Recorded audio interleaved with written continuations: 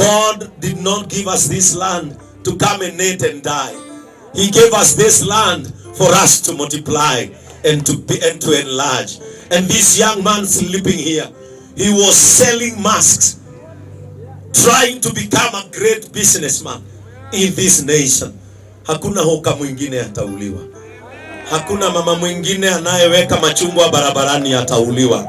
Tunaweza shindwa kujifanyia vitu katika mikono yetu, lakini kunaye Mungu juu mbinguni anayeweza kutufanyia mambo. Tuna Mungu juu mbinguni anaweza tuondolea chochote ambacho kinatutatiza katika nchi hii.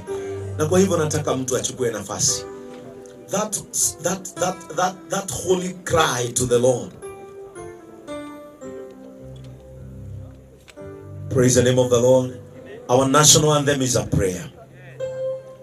Na nataka walio na bendera msikae nyuma, bendera hukaa mbele. Kujeni hapa. Kujeni hapa. Mungu ndiye alitupatia bendera maridadi. And our flag is supposed to defend us from death. Sasa ninaona mnapiga risasi mpaka mtu wako na bendera. Amen. Amen. Nataka walio na kofia wavue. Wale wanajua nguvu ya maombi ni kusema nini ukipata mahali pa kupiga magoti. Tuchukue dakika kidogo sana kwa sababu ya nchi yetu. That every evil network assigned upon Kenya shall fail miserably in Jesus' name. Amen. Amen. Amen. Can you just open your mouth and tell God, protect our nation? Nataka ufunue kinywa chako useme, Mungu ailinde nchi ya Kenya. Baba wetu wa mbinguni, katika jina la Yesu, tunainua bendera hizi kama ishara ya kunyenyekea mbele zako. Sisi tunajua ya kwamba hakuna mahali pengine msaada wetu unaweza patikana. Msaada wetu utatoka mikononi mwako. Tunapoinua bendera zetu ni ishara ya kwamba tumeinua nchi yetu, Mungu wa milele. Tukitafuta Mungu wetu amani ipitayo kujua kwa mwanadamu. Tuko hapa Mungu wetu kwa sababu katika midomo ya wazazi wa Boniface maneno yanaweza kuwa yamewaisha, lakini katika machozi yao kuna sauti Mungu wetu inayokufikia. Tumeweka mwili huu wa Boniface hapa kwa sababu ya kilio cha watoto ambao wanaingia mapema katika makaburi, kwa sababu ya wazazi ambao wakiangalia nafasi zilizoachwa na watoto wao ambao walikuwa destiny ya familia zao. Wengine walikuwa wamebeba hatima za familia zao. Sasa hatima za familia zao zimeingia giza kwa sababu ya mafuriko ya kifo. Tazama Mungu wetu nchi yetu, umwagikaji wa damu isiyo na hatia. Uhurumie nchi hii kwa sababu unaweza. Sisi hatuna bunduki za kupigana kama tumesimama, lakini tuna magoti mahali ambapo sisi hupigana vita vyetu. Angalia vijana ambao wamemwagika hapa kulilia damu ya mwenzao, so that Father you protect their destinies from thirsty hands of blood. Tazama wengine Mungu wetu ambao wamesimama hapa wanalilia haki yao kwa sababu wao ndio chakula, wao ndio mavazi, wao ndio chochote wazazi wao wanahitaji. We declare and decree that our nation shall not go down. Our nation shall not fall down in the name of Jesus Christ. Kile hakiwezi kufanyika na mikono yetu kinaweza fanyika kiroho. Mungu wetu ikumbuke nchi ya Kenya. Tumeona wamama hapa, mothers of the victim, wakimwaga machozi kwa sababu nafasi za watoto wao walioaga zimewachwa pengo. Ninaomba Mungu wahurumie. Ninaomba Mungu wahurumie. Walidhani leo tutakuwa siku ya vurugu hapa, lakini we dedicate this day for you God, so that you can remember this nation, so that you can remember the pain upon this nation. Angalia machozi Mungu wetu ambayo yamemwagwa na mtu mmoja unayempenda, ili uhurumie nchi hii ya Kenya.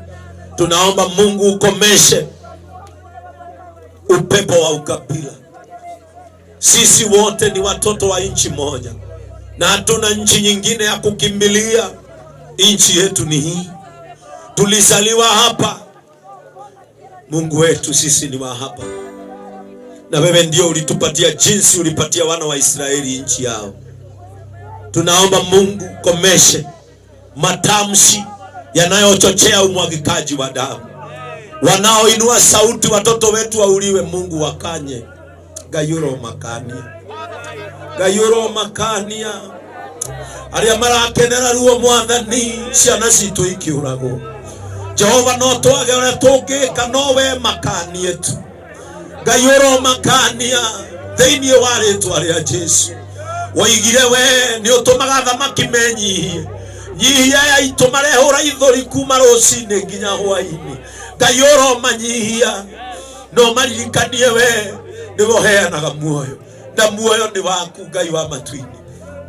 Onera mwiri uyu wi haha kihoto, onera mwiri uyu mwathani wi haha kihoto, na angikorwo niguo rakuite kihoto gia ciana iria ingi cingioragwo, mwathani rugamia ruhuho rwa gikuo, mwathani rugamia ruhuho rwa gikuo. We declare that this generation shall not die, it shall live to build and bring on Kenya into success.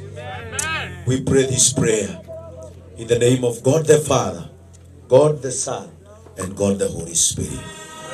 Tusimame sote.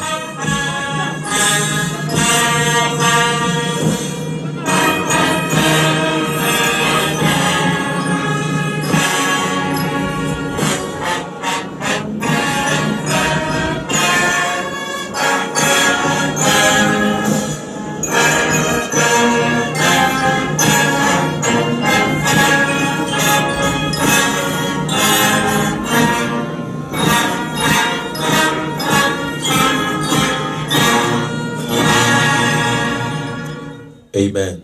Amen. Amen. Amen. Tupige makofi mazuri. Walio na bendera tunaweza kuketi katika jina la Yesu. Amen. Amen. Semeni itishana. Mungu wetu awabariki. Wamefika wakiongozwa na gavana wetu wa jimbo hili la Murang'a. Ninaona hapa tuko na seneta wa hapa kaunti hii Mheshimiwa Nyoto. Naona tuko na deputy governor wa hapa. Ninaona tuko na viongozi wengi hapa, nitawataja wale wachache. Ninaona tuna mheshimiwa mbunge wa Naivasha, Mheshimiwa Jane Kehara, tumpigie makofi.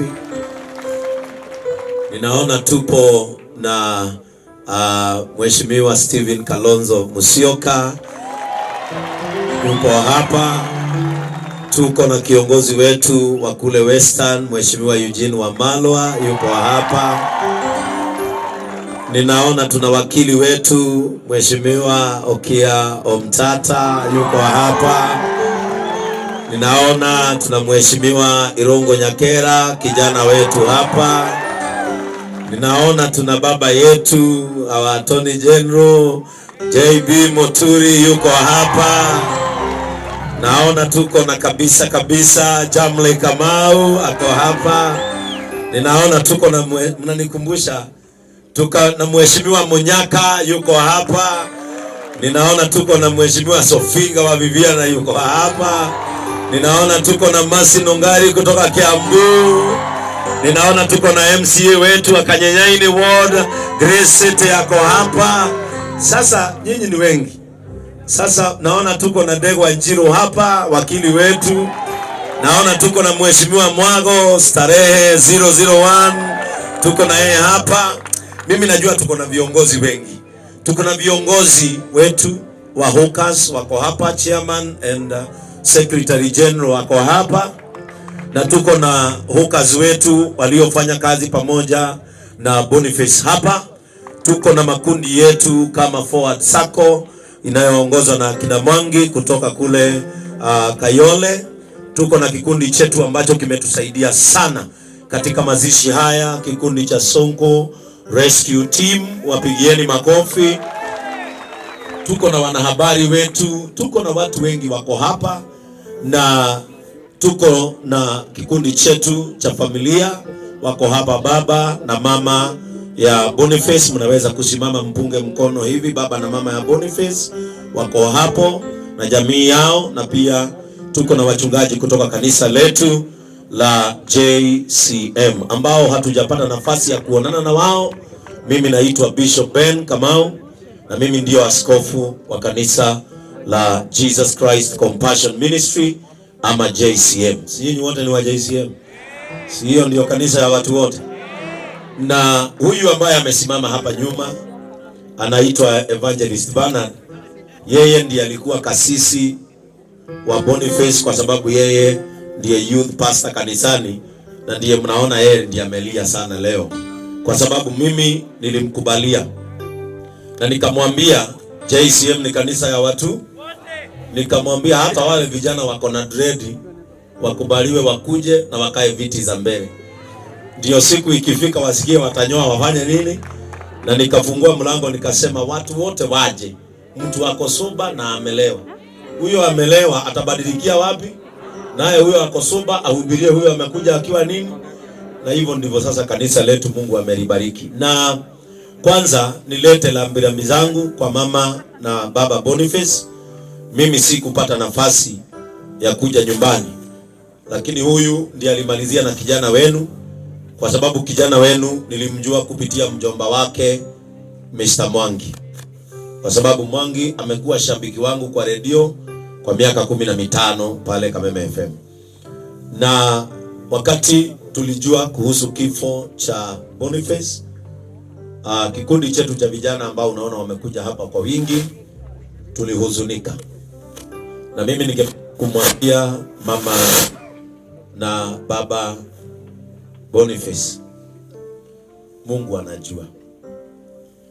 Hamuna bunduki, hamuna koti, mnaweza jitafutia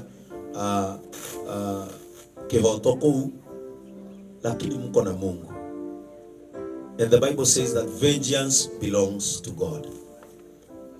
Na Mungu wetu atawasaidia. Mimi najua tamaa kubwa ya Boniface ilikuwa kuwajengea nyumba mzuri. Hiyo ndio ilikuwa tamaa yake. Na ndio maana wakati aliona polisi kama ameshika mask, alijaribu kujisukumia kwa ukuta. Lakini ikawa ndio siku ambayo destiny yake ilikuwa cut short. Lakini kwa sababu mnajua I am a compassionate bishop na viongozi wamekuja hapa, hawa wataniachia pesa ya kuwajengea hawa. Si ni ukweli? Si Mheshimiwa Kalonzo, unajua mimi ukinipatia nafikishanga. Tulikuwa na Mheshimiwa Kalonzo kwetu kanisani na akatusaidia na pesa na tukapeleka mtoto akafanywa upasuaji wa moyo. Na kwa hivyo msiwe na wasiwasi. Nenda igwa fafo wao aiga hau tribute ine na hau tuno hato mandire ati ni nguhingia uria twacirite nawe. Ngai arokuhe hinya uhingie uria mwacirite na Boniface. Tondu sisi tunaweza kosa kujua, lakini jinsi mlisemezana na Boniface, Mungu akupatie uwezo wa kufikisha ama kuleta that dream into a reality. Sasa nigeukie hawkers waliokuwa wanafanya kazi na Boniface. Kama askofu tu nitawaambia kitu kimoja, msife moyo. Let it not break your spirit. You came from home that you can change that home. Boniface came from this village that he can change this village. Don't allow this to break your spirit.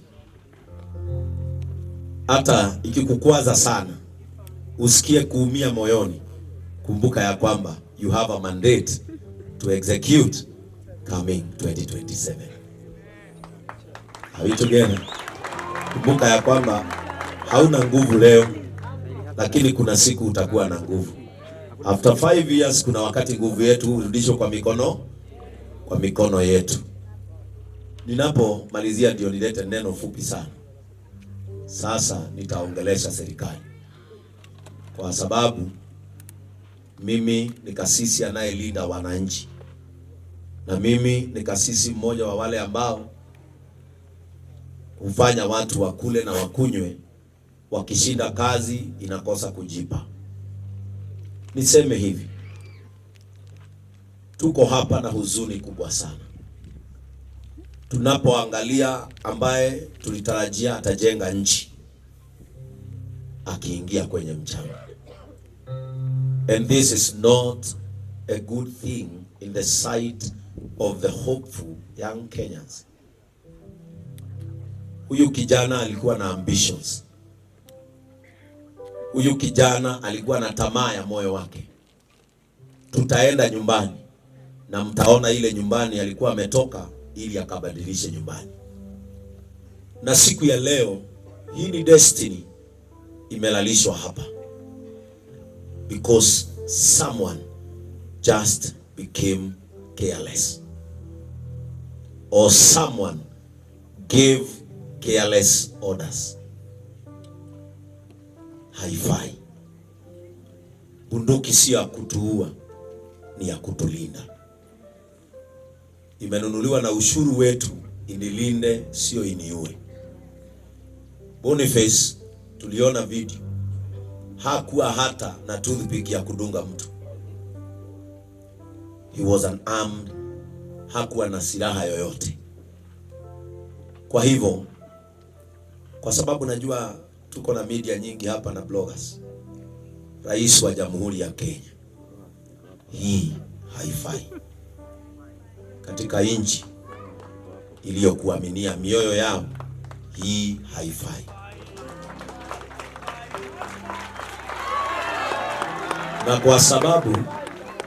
Na kwa sababu wewe ni kielelezo kizuri cha kushikanisha watu. You are a symbol of unity.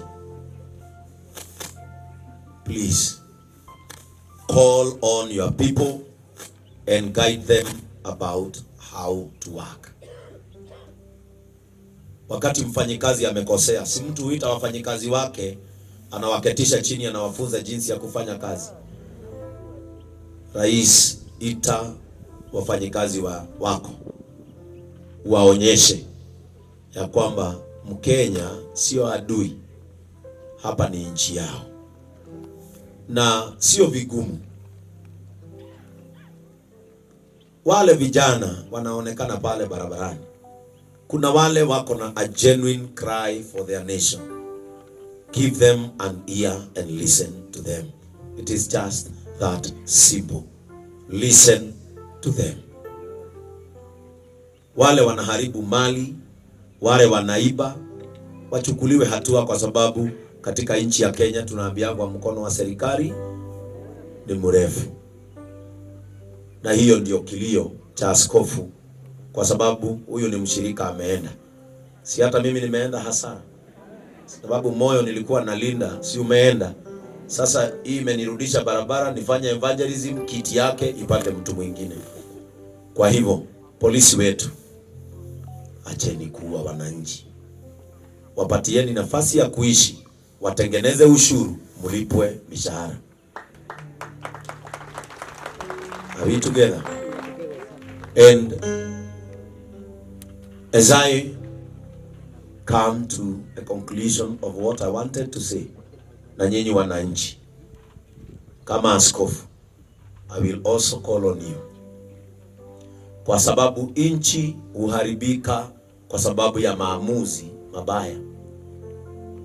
Nyinyi ndio mlitutoa asubuhi na mapema tukapige kura. Na hii Murang'a ndio iliongoza wimbo.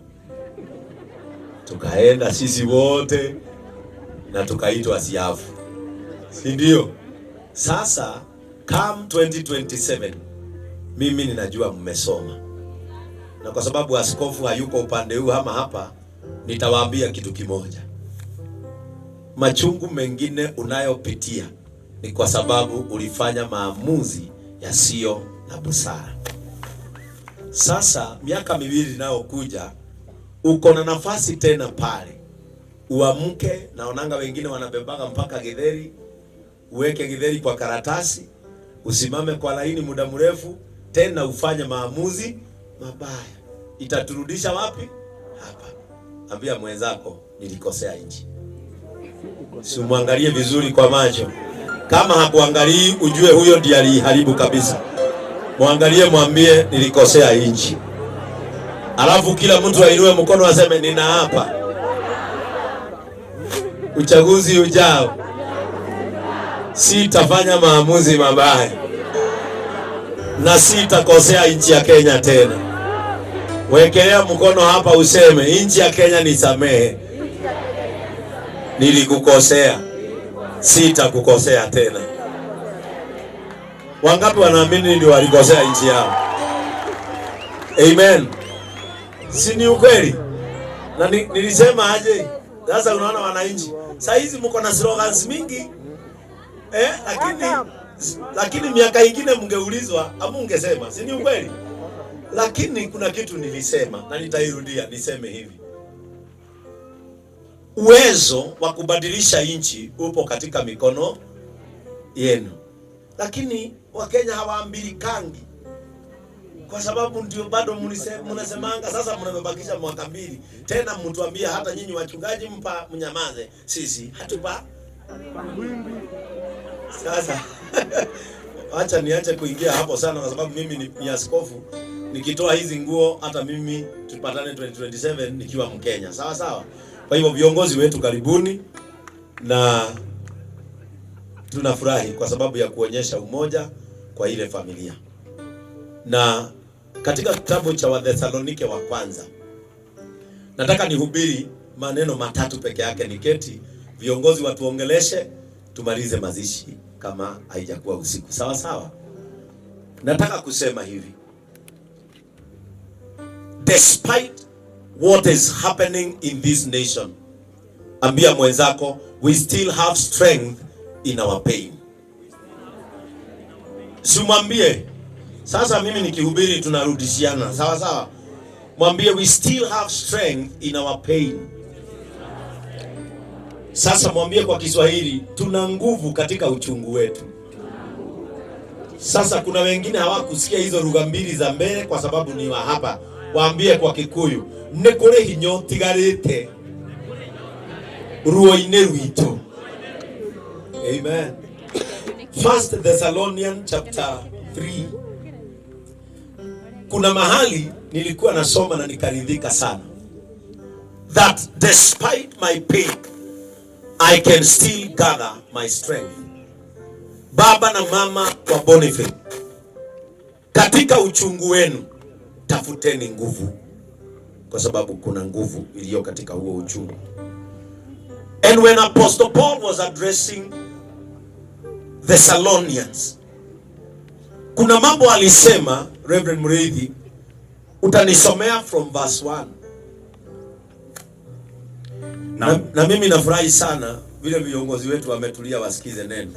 Iwa ina encourage. Sasa hata mnaweza ona nikitoa nguvu inaweza ponya kipofu. Kwa sababu ukiona wameketi hivi wanasikiza. Sasa gavana wa hapa sasa utulie nikuhubirie dakika kidogo. Paulo akinenea hawa watu na hii kitu iwaingie wa Kenya. Unajua mimi napiganga kelele na mnasema Bishop Ben anapiga kelele. Halafu ninasema tu kitu kimoja, halafu mnasema na ni ukweli Bishop Ben alifanya nini?